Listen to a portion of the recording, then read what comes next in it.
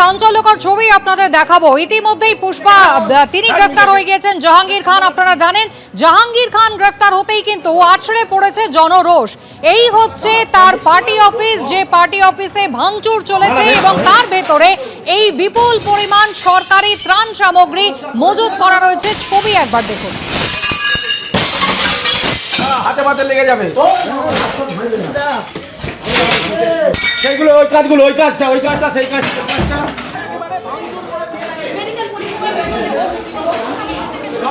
বিভিন্ন সামগ্রী একের পর এক একটা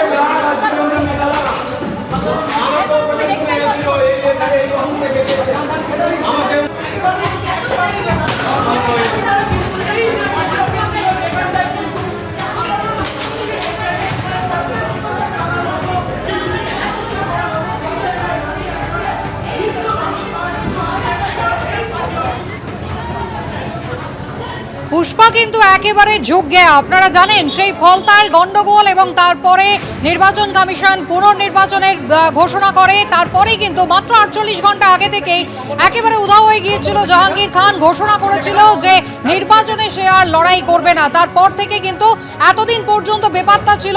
আজকে ভারত নেপাল সীমান্ত থেকে জাহাঙ্গীর খানকে এসটিএফ গ্রেফতার করে। আর তারপরে জাহাঙ্গীর খান গ্রেফতার হওয়ার খবর পাওয়ার পরে পার্টি অফিসে দেদার হাতে পাতে লেগে যাবে সেইগুলো, ওই কাজটা সেই কাজটা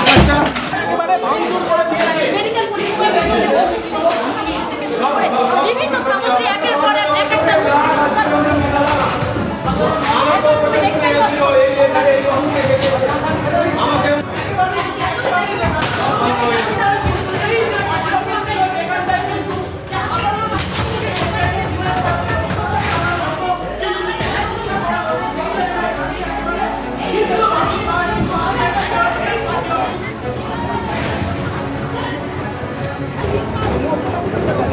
সরকারি ত্রাণ সামগ্রী থরে থরে সাজানো রয়েছে তৃণমূল কংগ্রেসের এই পার্টি অফিসের মধ্যে। জাহাঙ্গীর খান গ্রেফতার হওয়ার পরে সেখানে ভাঙচুর হলো এবং সেই সরকারি ত্রাণ সামগ্রী দেখুন একবার। স্তূপাকৃতি ত্রাণ সামগ্রী এইভাবেই মজুত করা ছিল তৃণমূলের পার্টি অফিসে।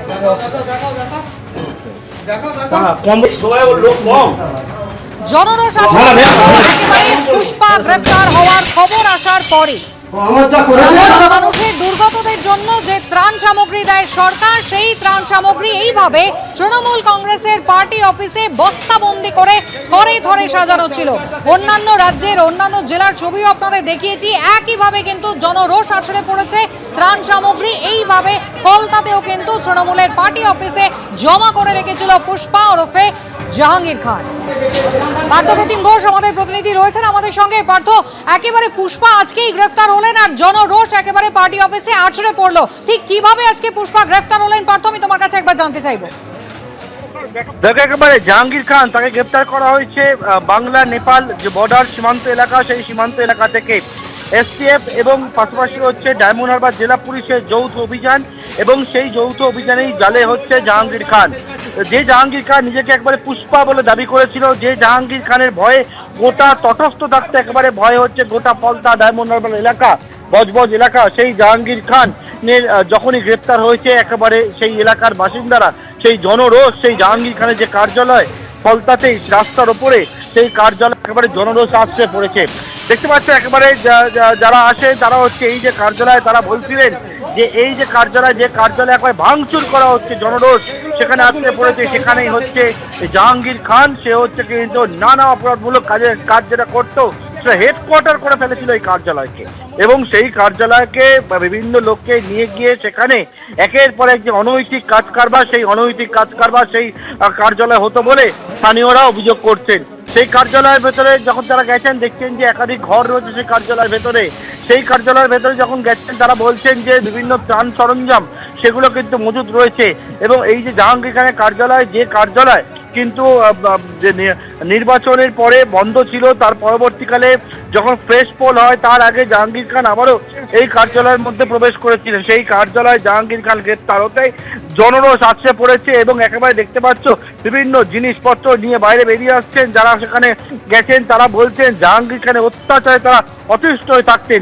যে জাহাঙ্গীর খান একেবারে নিজেকে পুষ্পা বলে দাবি করেছিল, সেই জাহাঙ্গীর খান কার্যালয়, সেই কার্যালয় কিন্তু একেবারে জনরোষ আছড়ে পড়েছে। জাহাঙ্গীর খানকে গ্রেপ্তার করার পরেই কিন্তু এইরকম জনরোষ দেখতে পাচ্ছি আমরা। একেবারে জাহাঙ্গীর খান গ্রেপ্তার এবং তারপরে জনরোষ আছড়ে পড়লো তৃণমূল কংগ্রেসের পার্টি অফিসের ওপরে, যেখানে ধরে ধরে সরকারি ত্রাণ সামগ্রী এইভাবে সাজানো রয়েছে। পার্থ, ধন্যবাদ।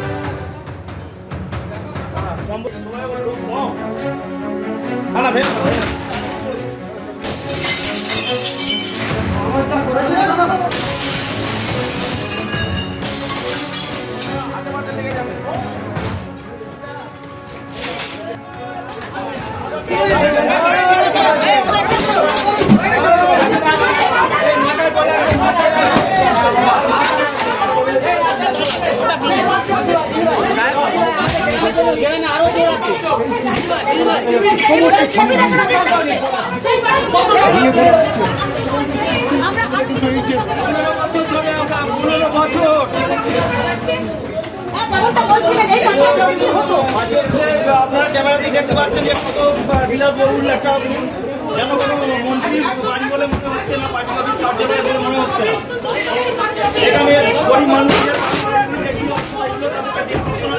আপনারা দেখতে পেয়েছেন উপরে এখানে সাপ্লাইগুলো করে আছে, সেগুলো আমরা একটু ক্যামেরার মাধ্যমে মিডিয়ার মধ্যে তুলে ধরার চেষ্টা করছি এবং দেখছি যে কত দুর্নীতি এখানে হয়েছে।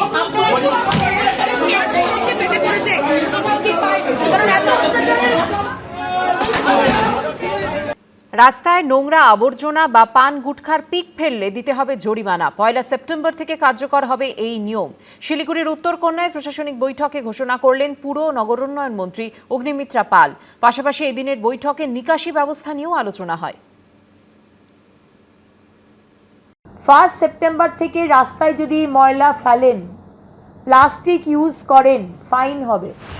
আর যত্রতত্র পান বা গুটখার পিক নয়, যেখানে সেখানে ফেলা যাবে না আবর্জনাও। নিয়ম ভাঙলেই 1 সেপ্টেম্বর থেকে গুনতে হবে জরিমানা। দূষণমুক্ত ও পরিচ্ছন্ন পরিবেশ গড়ার লক্ষ্যে কড়া পদক্ষেপ নিল রাজ্য সরকার। রবিবার শিলিগুড়ির উত্তরকন্যায় প্রশাসনিক বৈঠকে ঘোষণা করলেন পুর ও নগরোন্নয়ন মন্ত্রী। 1 সেপ্টেম্বর থেকে রাস্তায় যদি ময়লা ফেলেন, প্লাস্টিক ইউজ করেন, ফাইন হবে। কত ফাইন হবে সেগুলো আমরা পরে আলোচনা করব, কিন্তু ফাইন হবে। পান পাড়া খেয়ে রাস্তায় থুতু ফেলা, ফাইন হবে। ইতিমধ্যে রাস্তাঘাট পরিচ্ছন্ন রাখতে ডিজিটাল স্বচ্ছ অ্যাপ চালু করেছে রাজ্য সরকার। এলাকায় আবর্জনার ছবি নাগরিকরা সরাসরি আপলোড করতে পারবেন এই অ্যাপে। সাধারণ মানুষ ছবি তুলে অভিযোগ জানালে পুরসভার আধিকারিকরা দ্রুততার সঙ্গে তার সমাধান করবেন। পাশাপাশি যত্রতত্র নোংরা যাতে না ফেলা হয় সেজন্য 3 মাস সচেতনতার কাজও চালানো হবে বলে জানিয়েছিলেন পুরমন্ত্রী। একই সঙ্গে রাস্তায় বেআইনি পার্কিং করা নিয়েও করা হচ্ছে রাজ্য সরকার। রাস্তায় পার্কিং, একই রাস্তার মধ্যে একটা গাড়ি যাচ্ছে, একদিক থেকে গাড়ি আসছে, একটাই রাস্তা, তার মধ্যে একদিকে পার্কিং করতে পারবেন, দুদিকে পার্কিং হবে না। যদি অন্যদিকে পার্কিং করেন, ফাইন হবে। কেরলে ঢুকেছে বর্ষা, এ রাজ্যেও শুরু হয়েছে প্রাক বর্ষার বৃষ্টি। এই আবহে এদিনের বৈঠকে আলোচনায় উঠে আসে নিকাশি ব্যবস্থাও।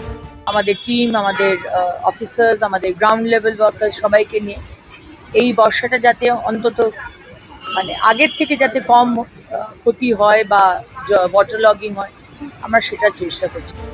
পরিবেশকে পরিচ্ছন্ন রাখতে উদ্যোগী হয়েছে রাজ্যের নতুন সরকার। কড়া পদক্ষেপের ঘোষণা করেছেন পুরমন্ত্রী।